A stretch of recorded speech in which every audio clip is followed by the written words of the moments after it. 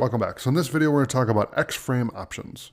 So if I click on that, the X-frame options HTTP response header can be used to indicate whether or not a browser should be allowed to render a page in a frame, iframe, embed, or object.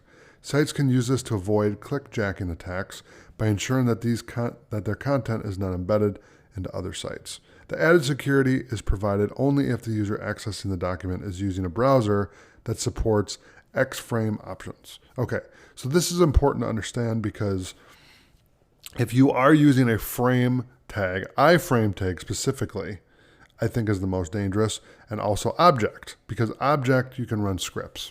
So you want to be careful when you're building a site and what tags you're using so people aren't trying to attack your site that way. Okay, and also where you go, whatever website you go to, there's always going to be someone that's trying to get you, so you have to be aware of that and use web browsers that are extremely secure and have all these features that I'm talking about.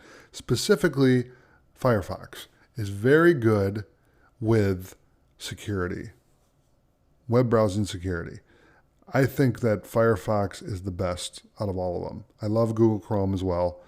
Don't even talk to me about Internet Explorer or Edge. Let's not get into it. But at least Edge, they're improving. I'm going to give Microsoft credit for that. That Edge is a lot better than it's been. Okay, and they finally got rid of Internet Explorer. Thank you, Microsoft. So for security reasons, this is why I'm talking about this.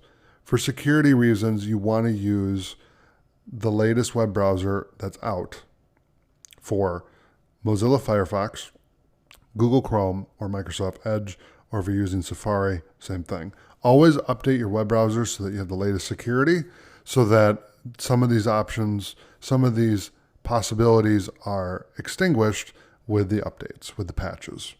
And that's why they're always updating the browsers, because when more things come their way, they have to deal with that, okay? So that's X-frame options. Thanks for watching, and I'll see you in the next video.